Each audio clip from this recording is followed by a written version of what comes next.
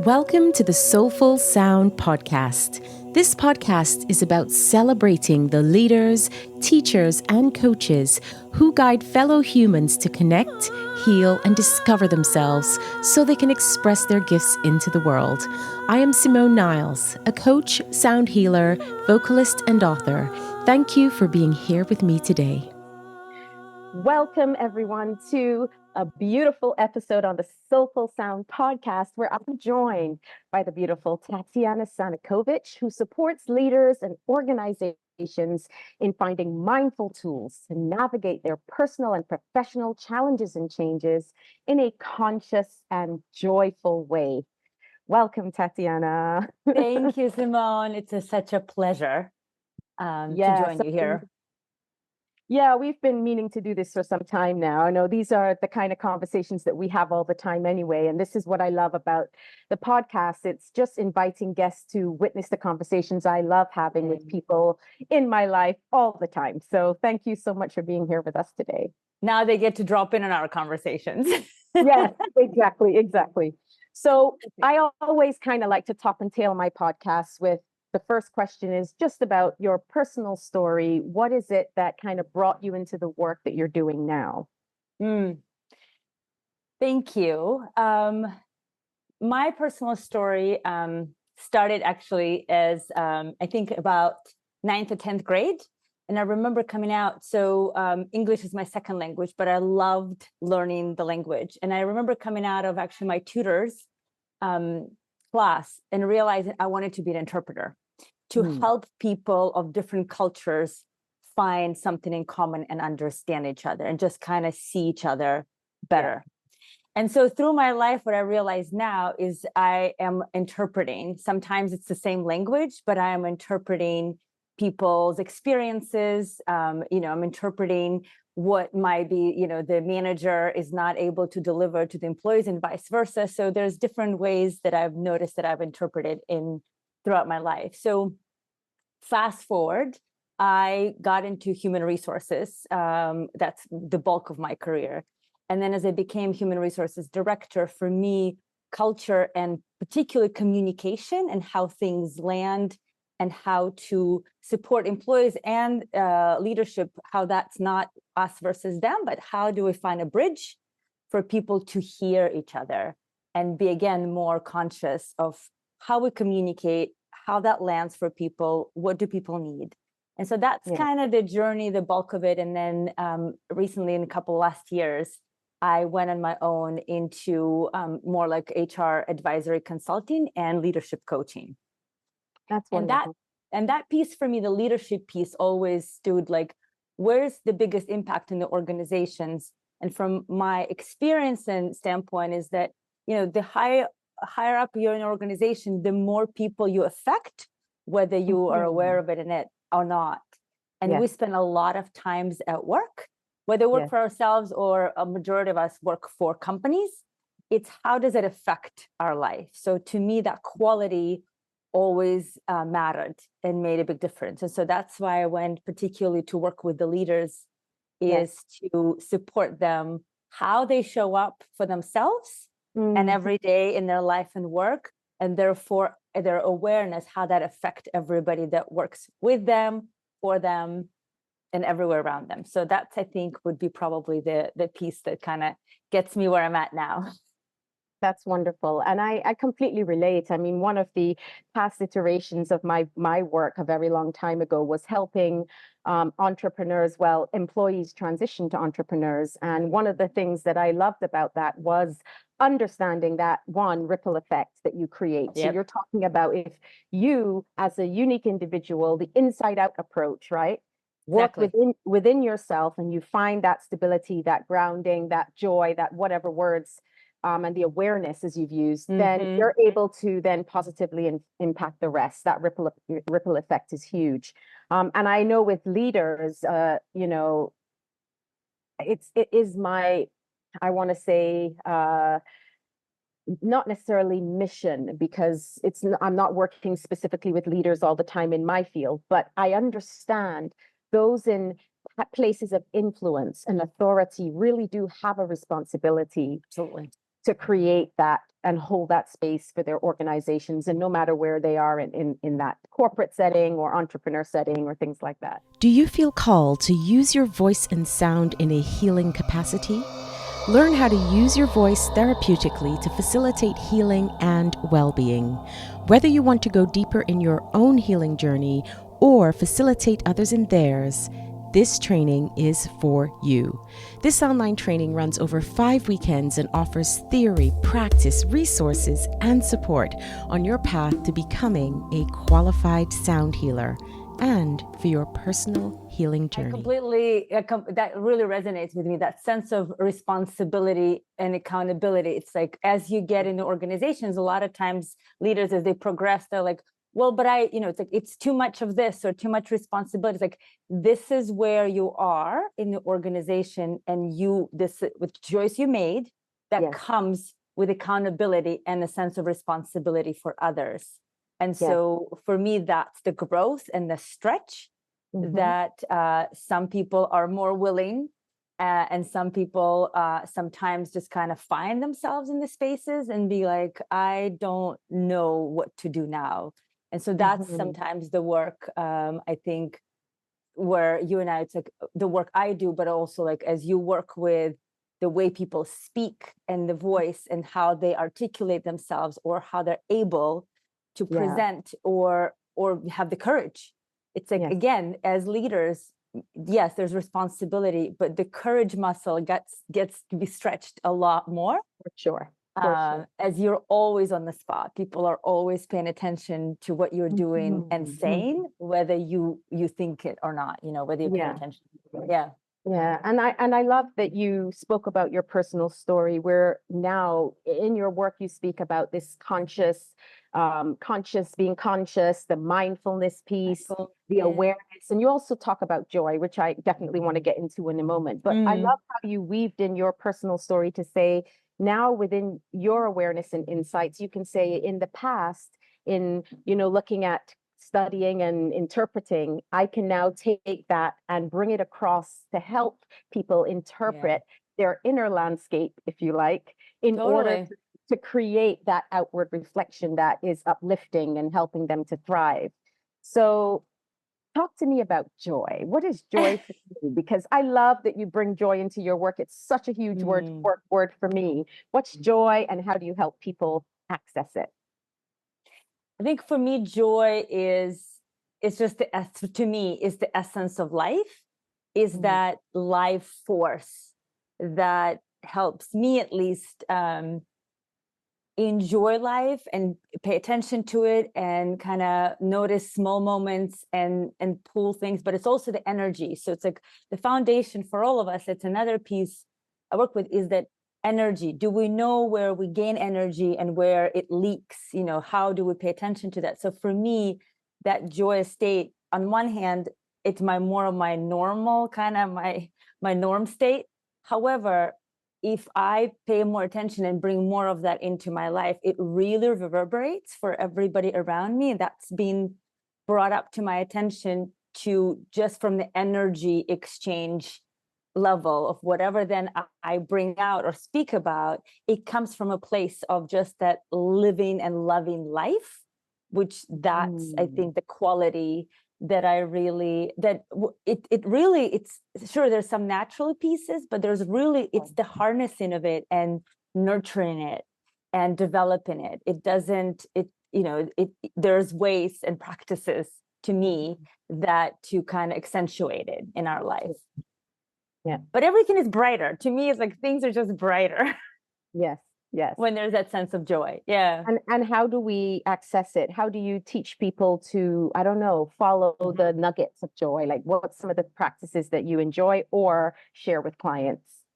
I always start, first of all, if a person is even interested in like, because a lot of times what happens, particularly with leaders, we get to that stage and level by being very serious. And very like, it's like, these are the things I did in my life by being serious about so many things. And now I'm a leader, and I definitely got to be serious now because people are looking up at me and I have to be a certain way.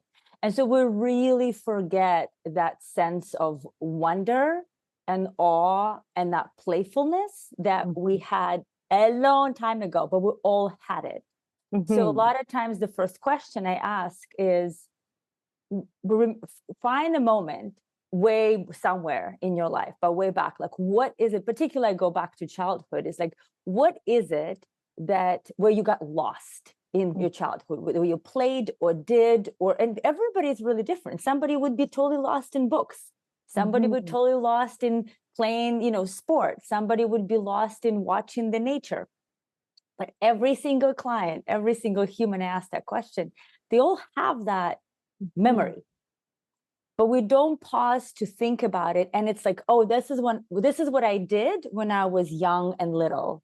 This is not whether, our stigmas or society or whatever, our own critic, that is not what's appropriate for me to do now. However, that's not the case, because that is still us. We just kind of compartmentalize things. And so bringing that back to them to be like, and then that as people start speaking, they're remembering that memory, and they're just like, there's a totally different sense in them. So in that moment, I go, remember how, like, this is what you're feeling right now, and this is what I'm observing you, because as we work a lot on Zoom, it's like your face is this, your tone is this. Like, I will pull it out for them, and I go, that's the piece that can still be carried through. And like, what are the things now as an adult that you could do that might be the same or similar, that evoke that state? Because we create, we think, we feel from the internal state out. So however, and that's kind of a cycle we repeat. And so it's like whatever state we're thinking from, and therefore then making a decision, we just repeat that cycle. So if we can shift it just a little bit, come from that state of that wonder and enjoyment and playfulness, and we didn't have any worries and responsibilities and concerns, and just drop that for a moment to find that sense, then it really translates directly to us. It's just, we just put it on a shelf really far away. So that's one of the ways I do it. Yeah. I love that. It's a great question. And I think like you, joy for me is interesting. I've worked with it consciously for a very long time. And I've often said that joy is part of my inner navigation, especially in my work life. I've always felt like if there was joy, then there was something there for me. And when the joy left, I did one of two things. I tried to invite it back into the space by reframing, shifting perspective, looking at different ways. But if it just wasn't present, I just knew it was time to pivot. It was time to move towards something else more joyous. But I know the impact that living from that joy that has certainly in my life. But then when I go home to my children or my partners and whoever is in my life, when I come home from a joyous day or leave the home office coming into the space, what a difference that makes, right? And I think that if that's something that you are infusing in leaders, then that's going to really beautifully ripple out into creating moments of joy. But I love that you also brought play into that, because a lot of the time, certain contexts we do frame based on whether it's stereotype, we generalize, we think this is the way a leader needs to be in this. What's appropriate, what's not appropriate, says who? Yes. But what I love, and I know we have quite a few crossovers, Tatyana, in our work, but what I love is that you speak about the authenticity piece as well. So I'd love to kind of shift into that, because I think behind that facade of serious, this is how I need to be in this moment, where we allow the joy to come forth, where we sit in that awareness and bring consciousness to our being so that we create consciously, there is a level of authenticity that needs to be present. Could you speak more to that? And let's just talk about authenticity and what that is for you. I think as you bring up the level of authenticity, it's that coming back to really getting to know ourselves. And I think at some point, I can speak for me and my experience, there's definitely been facades or personas or all kinds of hats, masks, you call it, that I wore. And at some point, I really clearly remember years ago, actually, a therapist of mine said, you compartmentalize things really well. And I was really proud of it. I was like, yeah, I do. Until I couldn't anymore, right? And so I also remember the moment when all of those compartments kind of, like all the doors open at the same time. And so it's coming back to that really understanding and getting to know ourselves. Is that I think it's just like that playfulness and that part of when we're young, there's some stuff is lost in between that time and when we're serious leaders. And by the way, yes, there's a lot of responsibility, but that essence of just the care for people, and also like, what are you bringing into this world, no matter what work you're doing, how much it matters to you, like, does it matter, and what's behind it for you? So I think authenticity for me is that almost at every step of the way, it's aligning with knowing your values, first of all, like what are the fundamental, your personal values, because no matter where you work and what work you do, if those don't align on even just the basic level, it will be totally non-incongruent. And just like you're saying, you will whether decide to shift or you will be shifted, you know what I mean? Or the universe kind of shifts you out of it.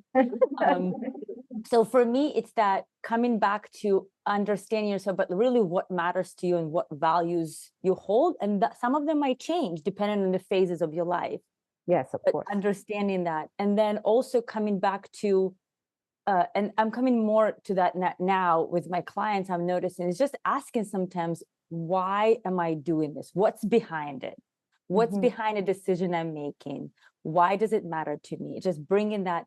The joy sometimes can be this bubbly, extroverted kind of feeling, but sometimes it's just quiet content to me, where you have that fire behind it to be like, I am doing something because it really matters to me, or these people matter to me, or something that, just like you're talking about mission, there's a mission that you are driving at that moment that really lights you up. And so authenticity is just checking with yourself. Is this mine or is it somebody else's, right? Is this mine? And if it is somebody else's, it's back to that awareness, is having that awareness and seeing if you can find, if it's somebody else's. I mean, I've done it as an HR director. It's like, that was one of my sticking points, is that I realized I'm always building somebody else's culture, because it's somebody else is always kind of, there was always a boss, right? But can I find something that aligns with my values in that direction or something? And as long as it aligned, it works great. But the minute it didn't align, I was like, just like you said, I got to pivot. Yes. So that's the part is, and in all of this, I think what I want to bring up is the spaciousness and pausing. Is we move so fast. And a lot of times we just move, sometimes for the sake of moving, or from a default state, we're just doing. And I think that authenticity is creating the space to pause and ask, okay, where am I in this? What is it that matters to me?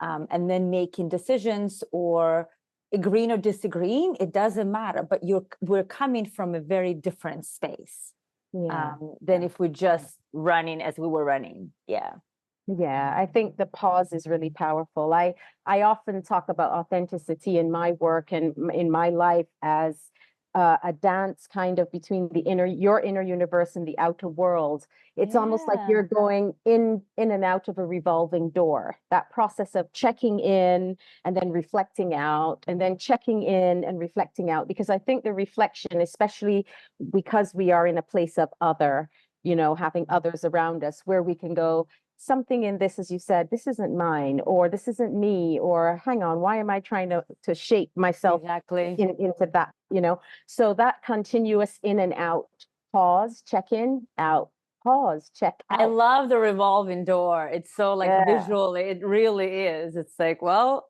which side of the door at the moment you're in, and what do you need? You know what I mean, at that time as well. And those values are important. And I honestly feel, and I would say, I really notice this so deeply, especially when I reflect it, that authenticity is what most people, if not all people, yearn for.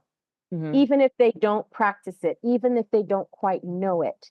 I honestly believe that that's what the soul yearns for that authentic connection with yourself and others. And And others, it's not an easy quest for a lot of us, of course. And I think we're all always on that journey and process of going a bit deeper into that self-awareness. But I also think that the pause, as you've mentioned, is such a key practice in that.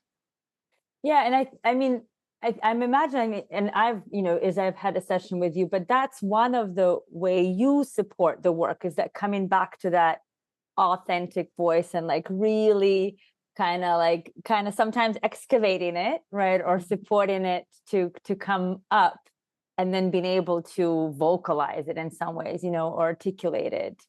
Is that Yeah, I mean, for me, the voice is, I call it the original instrument. And I think a lot of what I do is just enable people to learn how to play it well. And That's lovely. and in order to do that, it just takes you playing, like, practicing. You talk about play. It's just allow it to come out. There's no judgment. There's no right way to do it. There's just play and allow things to come up and notice. And then with the noticing, there's information. And then you can look at the information and start to go a bit deeper in that. Building a healthy relationship with your voice, I often like to personify it. If you think that you're building a healthy relationship with anyone, you've got your partner, your best friend, whatever, you're like, you know what, I want to be able to rely on this person, and I want them to be able to rely on me. I really want to go out and have fun with them, and then there are times that you just have to have those deep conversations between you. And for me, the voice is very much that. It is something that for me, building a healthy relationship is about the play. It's about having those moments where you feel, I can really rely on you, and you know what, you can rely on me. It's a beautiful, I mean, I've never thought of the voice, of the part of that very kind of symbiotic or like revolving door also relationship, in terms of because I think for me, used to, until this conversation, we'd be like, yeah, I can rely on my voice to carry whatever message, just to carry something out. But the back, you can rely on me, is actually, it's definitely interesting insight. Thank you. Yeah, of course. And when I say that from a very practical perspective, is if you want your voice to show up for you, you need to care for it, and you need to have reverence for it, because it's a sacred tool that we have access to. And that could be simply knowing how to prepare your voice. Like if you're going to go on stage, you're not going to wake up, get out of bed, and not use your voice and then speak for half an hour, for example. You'll do a few gentle sounds to get your voice ready. If you are going to have a really hard talk with someone, you might start having that inner dialogue with yourself. I think most of the time we tend to do that, especially which was my story, I was afraid of confrontation for a very long time. I felt like really like I have so much that I want to share, but it's not, the voice isn't actually expressing what the inner voice is expressing. And there was some dissonance, there was some inner conflict there because of the fear of confrontation. But as I started to play, which for me was the context of singing and just being free and really connecting with my sound, I realized that the relationship became stronger, and I thought, I can rely on my voice. So what is that avenue between the inner dialogue, again, that inner universe, outer world, revolving door? And the more I brought the courage piece in and the improvisation piece in, which is what, I'm just going to say whatever and see what happens. The more I was able to do that, pause, notice, gather the information, tweak, refine, and go for it again. And that practice became stepping into this vocal power, my personal power, being able to then express that. And I mean, because you speak about this unique voice as well in your work, how powerful it is to have that connection to your sound, your voice, in how you express yourself.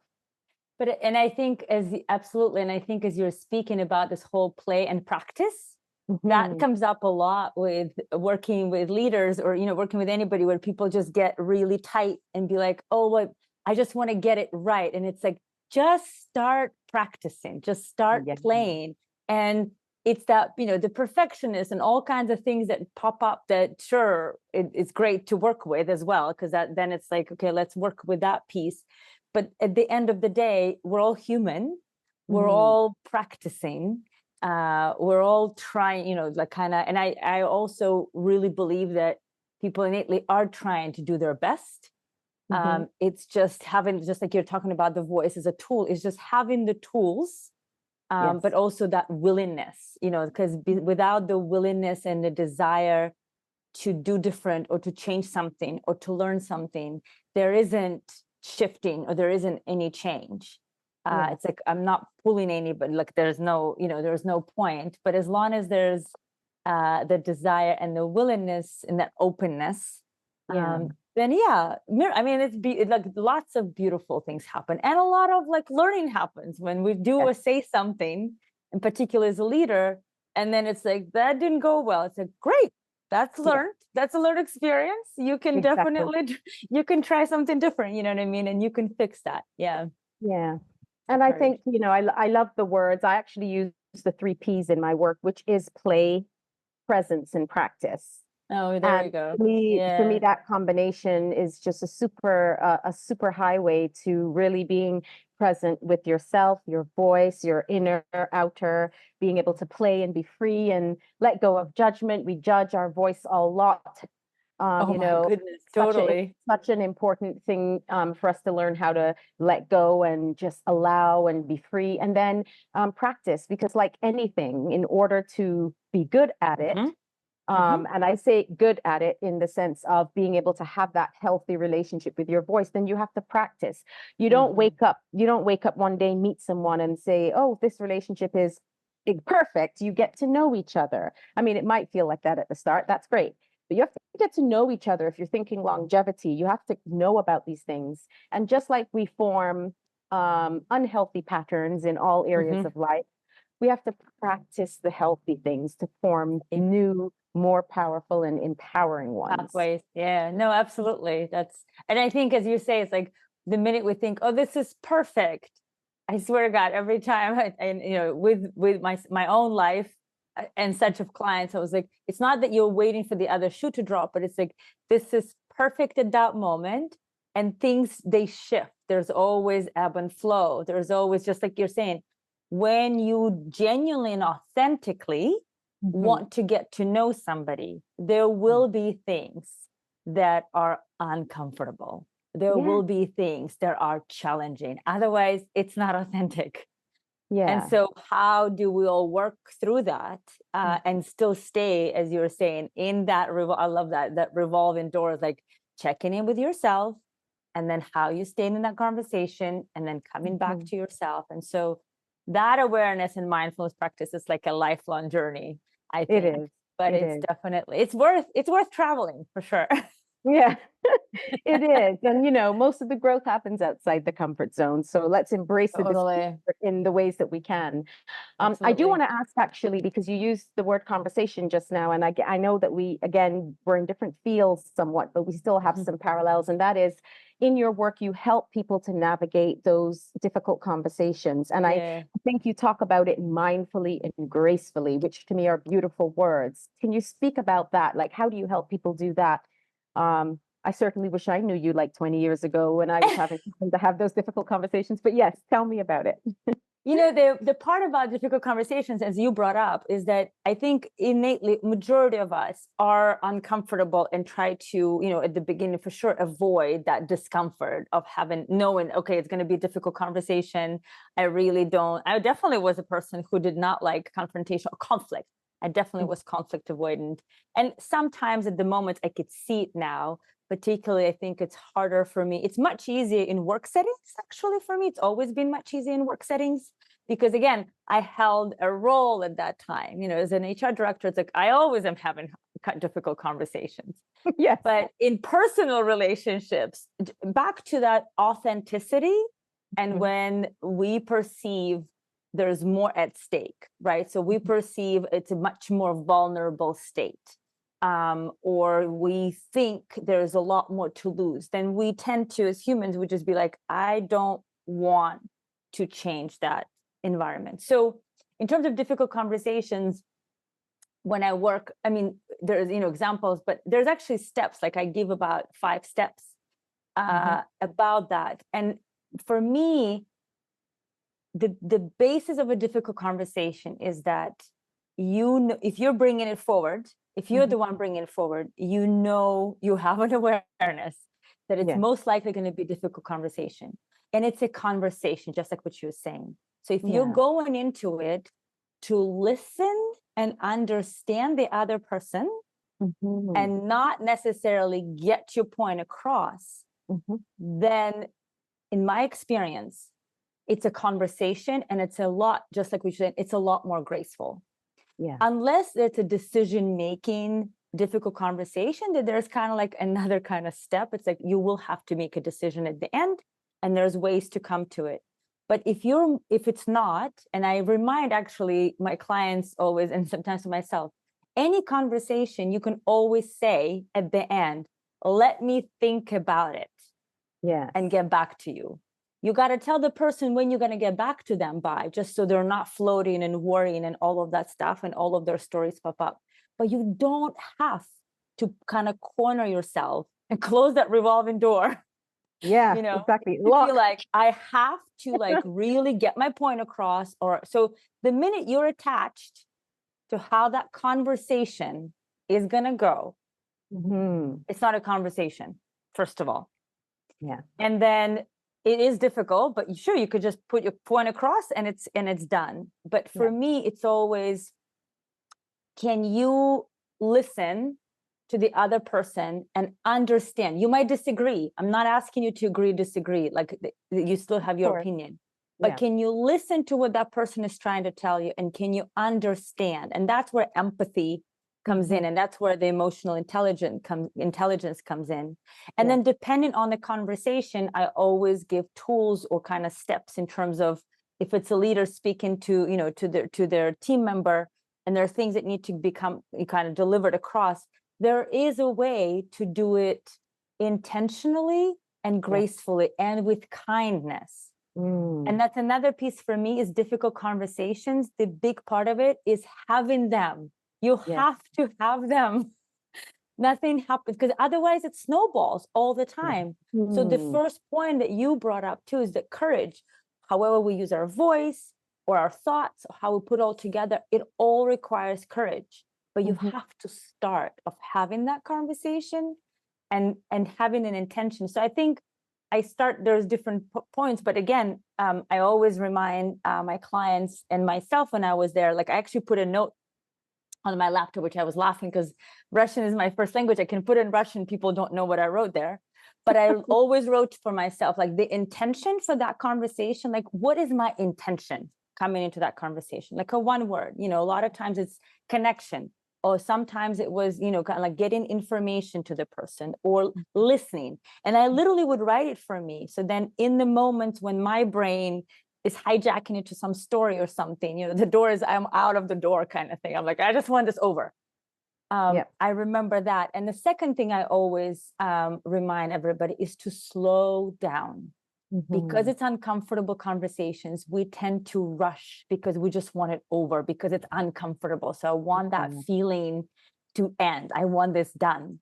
And so I always also put down for myself in another language, slow down, slow down.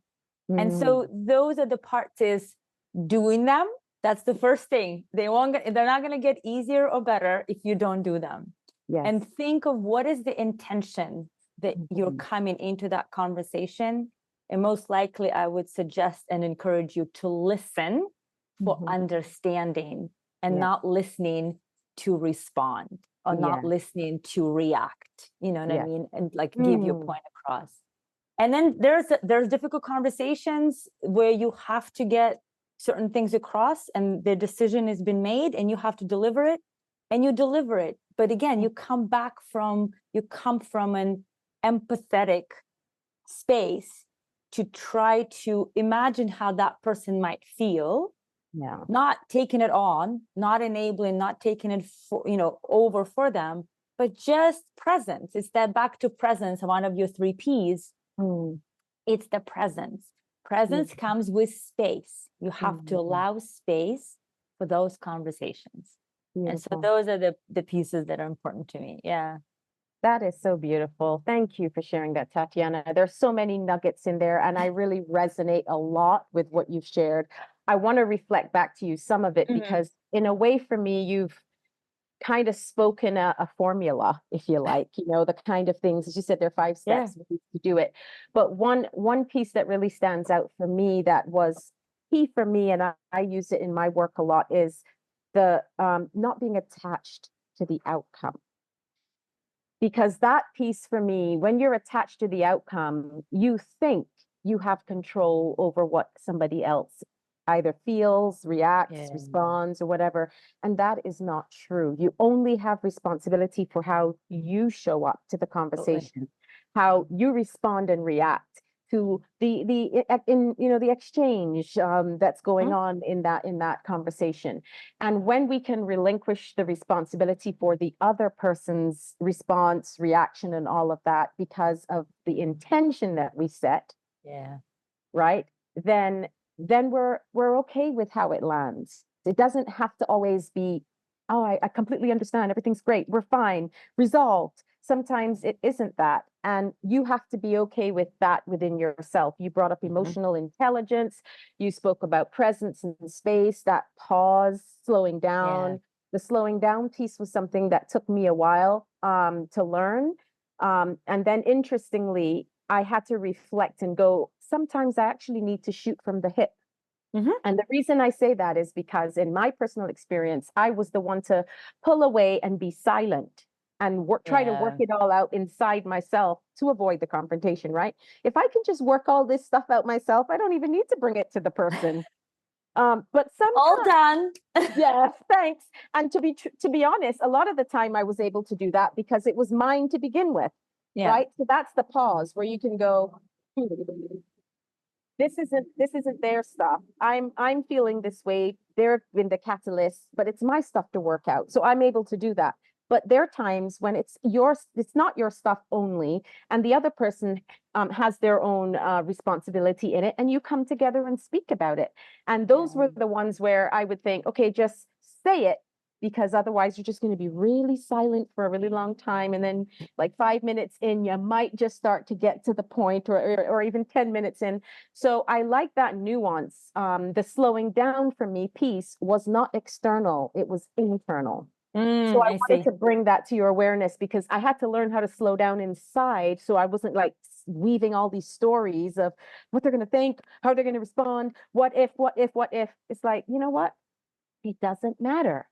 I am just expressing my authenticity, my truth in how I feel in this moment or that moment.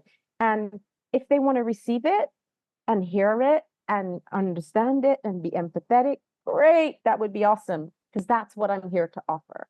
So that's and you bring up actually a terrific point, as you're saying, like, oh, your slowing down is in your mind with all this, with all the sentences, and you're trying to have your own conversation.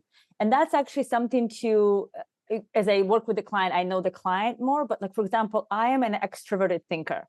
So I actually think out loud, like the fastest, like I go from, right. But if I'm working, or if somebody is an introvert, the part of introverted nature is that what comes out of introvert's mouth, it's kind of like the final way. They've already thought about it from so many directions. And then and it's like, when I realized that, I mean, it was been a beautiful experience within my own like career, where people, kind of learning my style as a leader and then working with others. But you got, mine was more of like, don't talk, just don't, because I can talk through things just fine. And yours is more of like, don't talk internally, and whatever comes out, for example, you don't need to decide and make the great decision or whatever, the clearing. The person actually might be helpful for the person to know, particularly in personal relationships, is that how you process information and where your mind goes and what stories you're creating, where the person's like, that's not where we're going, that hopefully can meet you. But another thing you brought up that I wanted to highlight is that whole, like that control, the circles of control. And if people can look up, there's a visual, And it's really, I mean, it doesn't surprise me because I was the person like, to kind of work with it. But every time I work with somebody, they go, oh, that's it? Because is that you brought up? What's in our own circle of control is just us. What we think, what we feel, how we behave. That's it, people. Like, that's it.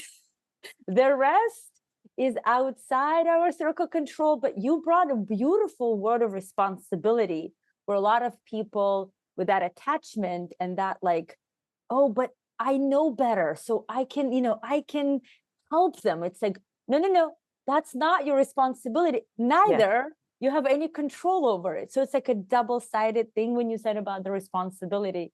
Because I think a lot of times people skip that part. And then they're just like, they can see that like politics might not be in the huge level of control, but in between that, there's a big spectrum of our loved ones and relationships and people we work with and all of that. And everybody's like, no, but this and that. I'm like, nope, that's outside of your circle.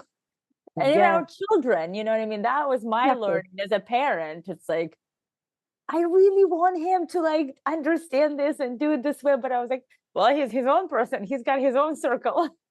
I have some influence, but at the end of the day, my son will make a decision that he makes, and that's his decision. So and those are very resonant. Yeah, to bring full circle back to where you started the conversation as a parent as well. I feel the best I can do for my children is do it for me.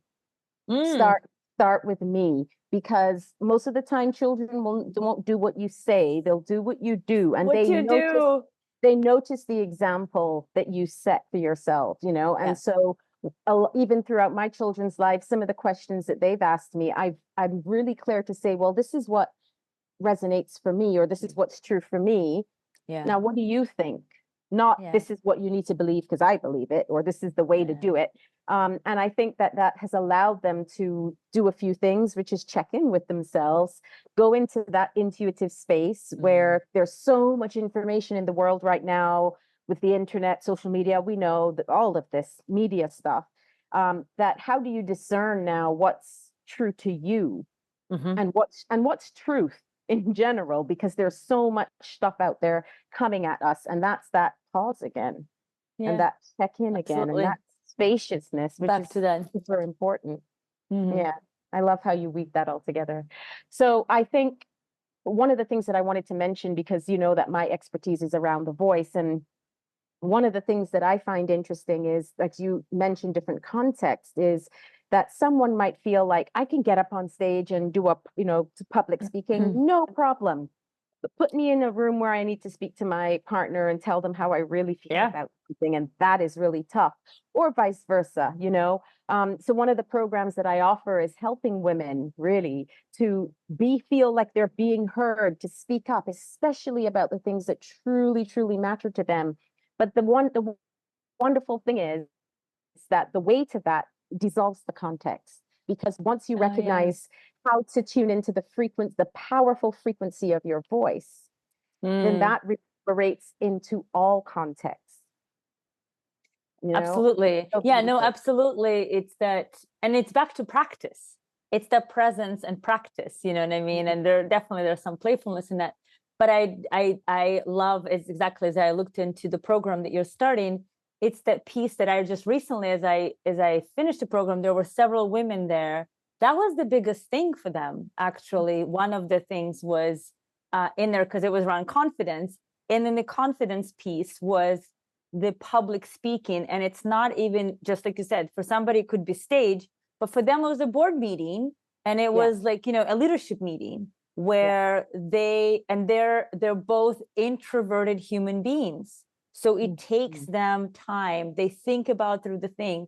And when the room, and I know the organization, and so when the room is at least half, there's some extroverts in there, just like very clear ones, they just go quick. And the voice, besides everything else that you work with, it just gets lost, right? And I said, as we were working, my thing was with confidence and them as leaders is saying, notice your quieter people.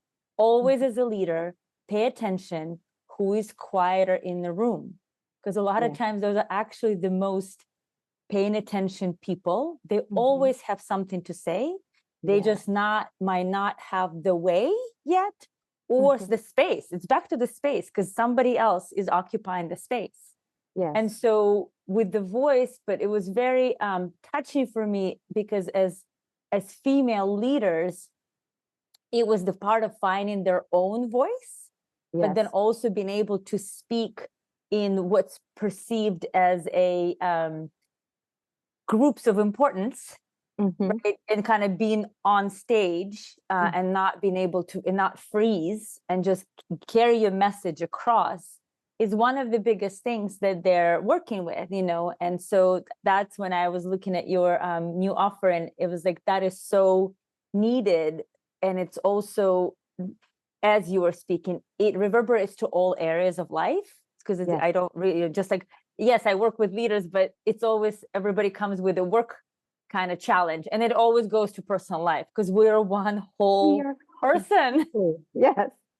Yeah, Yes. and Exactly. so that's the part that was really as I say often, I was like, yes, I actually have the individuals that were just speaking about that, how they were, that's the part that they were, it was a sticking point for them, is they had a lot to, and they had a lot to offer. And so seeing that, and me as a coach be like, I really want you to speak up.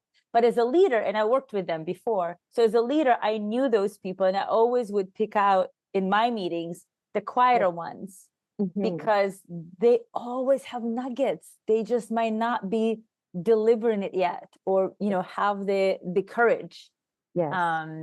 But yeah, so that's kind of, I wanted to highlight again. Yeah, thank you. I mean, it is very common in group situations where, whether we use introvert or extrovert, but certainly people who sometimes feel this is really hard to share in this moment. I have found there are a few reasons why that is.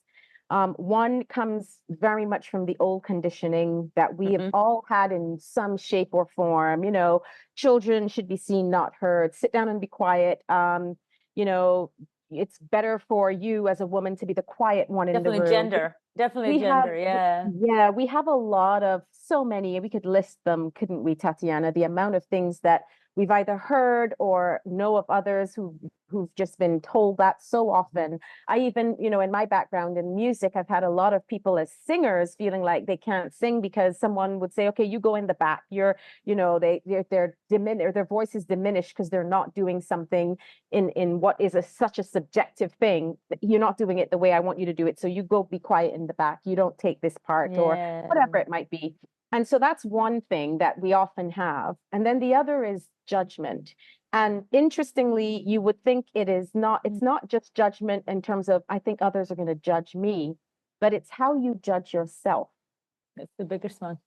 Yeah, it's how you It's the loudest a lot of times. Right? You know, and then it's like, what will people think? And all of these things. So for me, when I'm in states in the past, and this is a lot of the work that I teach. So for women, for example, that you've just described, who are brilliant thinkers, have something, I mean, we all have something worthy and valid to share in some context, but in that context, they have the nuggets, but it feels hard to kind of share them. I think the question that I would invite them to ask themselves is, what if whatever I shared in this moment was good enough? You know, because honestly, it's that first step of voicing, it's that first moment of expressing that allows us to, as we said, practice and go into a state where we can then just notice. And I noticed that myself over the years, being able to speak up more. And the more I started to speak up, and I'm going to go now to more of a sound healing side of things, where there is a particular frequency that's embedded in my resonance that is very carefully and consciously practiced. When I'm in that state where I'm really connected to my sound and I'm speaking from that place of authenticity, my intention, I would say, in majority of my interactions, I have love involved. Any interaction, whether that's personal, professional, it doesn't matter to me. Love to me is something that we all want to feel, that authentic piece that we all want to people really want to have and feel. And so to me, if you're able to embody that frequency verbally in your tone, then something is offered. Yeah. And often, more often than not in that state, received. So what if what I wanted to share about this was good enough? And I am feeling so connected to my sound that there's an embodiment of this frequency of, we can call it values if you like. But love is a huge value of mine, whatever it might be, that you can infuse that with those intentions, it will land differently. May not land the way you want it to, but it will land differently than if you either not, stay quiet or just, throw things out without a conscious awareness. You're speaking like that's exactly the words that I worked, because there was a group coaching practice, and that was exactly one of the things that I worked with them, was the good enough. It's like, what's 70% of what you think you can deliver? And that's, as you were speaking from the judgment place, a lot of times those people are definitely like the high achievers that are, deemed, or like the perfectionists. There's all of those limiting beliefs that, we would call them, that just prevent them from that what's good enough, to just share your voice and have your perspective. It's important. And it might be received, it might not be, but as they practice to do this, and and I remember, as I'm hearing my own voice kind of speaking, sure, I can read the room, sure, I can make the stories, but it's back to that practicing thing. And actually, as we were speaking, I had a question for you, is that what, as you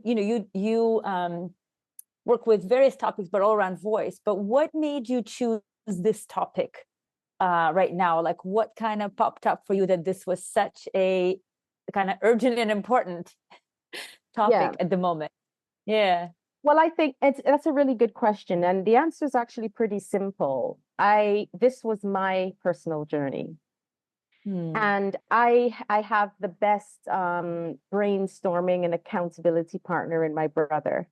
And we have these amazing conversations while we're both traveling. And we sat together one day. We were just talking, and he was actually expressing the amount of women that he's come across in his field, in the corporate setting, who feel exactly the same as some of your clients, which is like, they have so much to share. There's so much there, but it's hard to speak up. It's hard to feel heard. Especially in the corporate setting, if it's a male-dominated setting, which for a lot of women it might be, especially at a higher level in the corporate side of things. So I as he spoke about it and we kind of brainstormed, this just came up quite relaxed, naturally. And when it happened, though, I had such a visceral response in my body. I trust my intuition implicitly. And when that dropped, I was like, yes. And then when I reflected back to my brother, interestingly, and I know he knows, but he didn't think about it in that moment, this was my journey from not speaking up, feeling like I need to be quiet in certain situations. Yeah, I can sing on stage, no problem. Get me to perform in front of thousands of people. I had no issues doing that. Stand in front of a class, teach, sure. But come home and talk to my partners about things that mattered to me. There was that context felt hard. And I was like, why is there so much dissonance? If on one side I'm able to, and then I'm not on the other, what's going on? So I did that journey. That was my journey. So the passion for me is, women deserve to be heard. We deserve to have our voices celebrated, not quieting and hushed and all of that. I mean, everyone does, but this particular program, which I'm focusing on, actually for the first time in my work, I'm focusing in a particular area with women, because all of my work is it's not gender based. It doesn't matter. You can come in and get sound healing and take all of the things that are on offer. But I wanted to work with women because it felt like I went through that personal journey for a big part of my life. And if anything that I can teach women now, which I know is so important in the world right now, to be able to speak up and own their voice and understand that their voice has a place. There's a place of for it to be influential, to be inspirational. And even if it starts as a whisper, Tatyana, that whisper is embedded with so much. That's what I want to encourage women to do, from silent to whisper to resonance to speaking up to reverberating with power. Wherever you are on that scale, doesn't matter. The point is, it's so important. And I know you know what I'm talking about.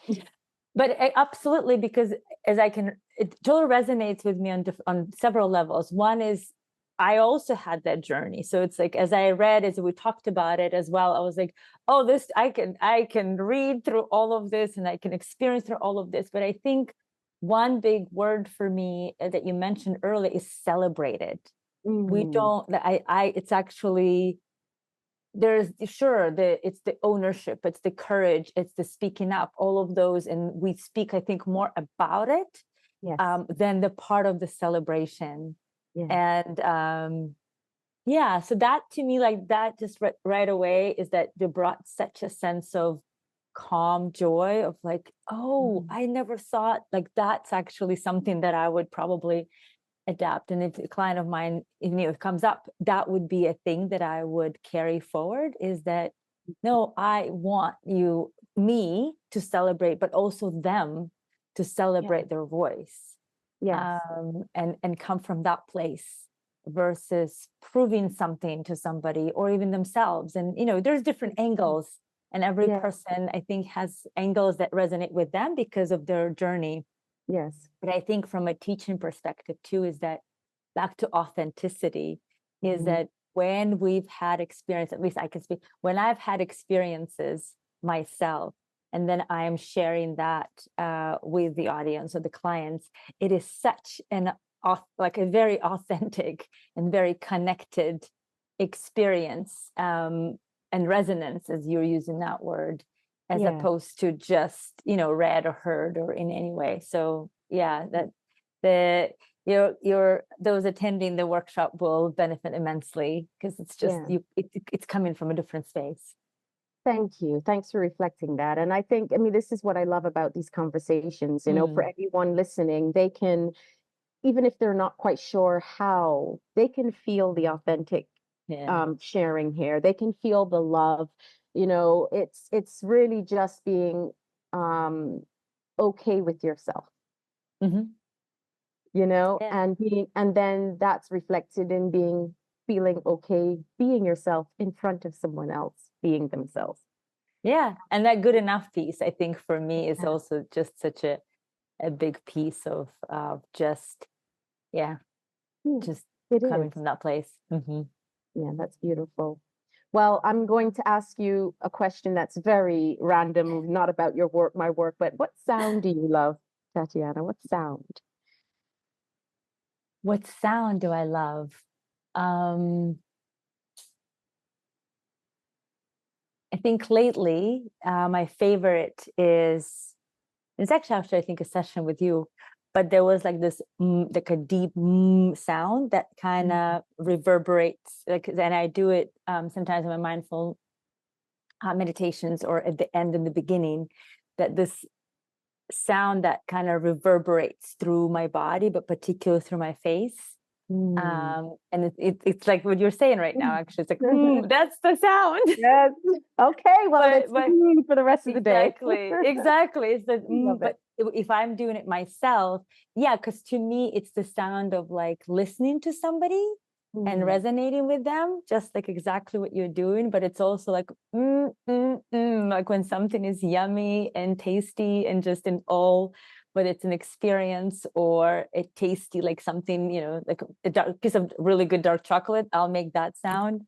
So I think that sound comes in different qualities for me and from others, is that it's that revolving door that you described as when speaking with somebody or connecting, that's feedback for me.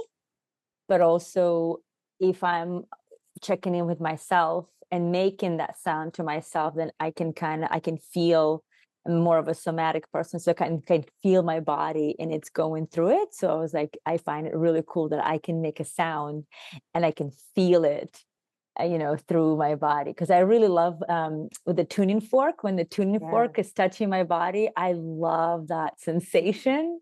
Yeah, because I'm just like, oh, I can feel it. And so when I realized that, oh, I can do it like with a certain frequency and a certain kind of combination of letters of sound. So that's my favorite lately.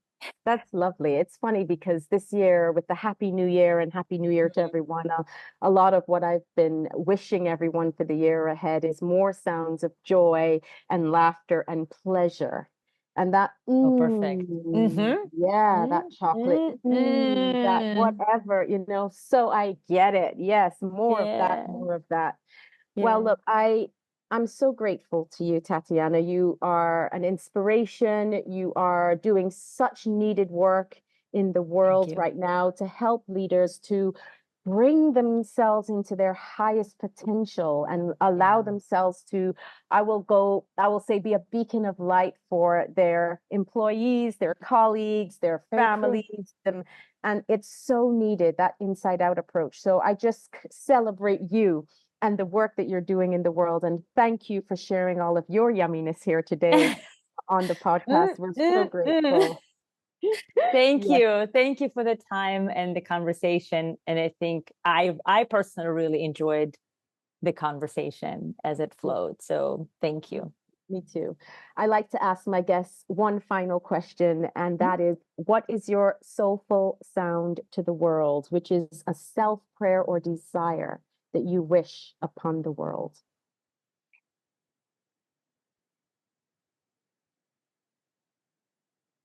I have two.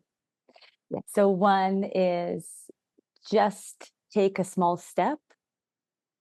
That's been overall, but also the prayer or desire is coming from the peace and love space, that peacefulness within ourselves.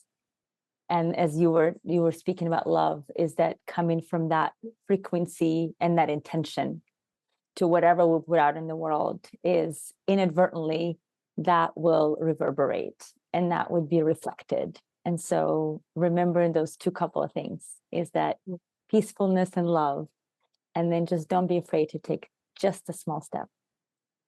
Oh, aho. Thank you so much. Thanks again. You. And I'll make sure to put all of your links and all of your details for our guests. And hopefully we'll see you again soon. Thanks, absolutely. Ashley. Thanks so much. Bye-bye. Bye. Thanks so much for tuning in. I hope you've enjoyed this episode. Please feel free to share it with your friends and remember to subscribe. From my heart to yours, sending you love, healing, and sound wherever you are.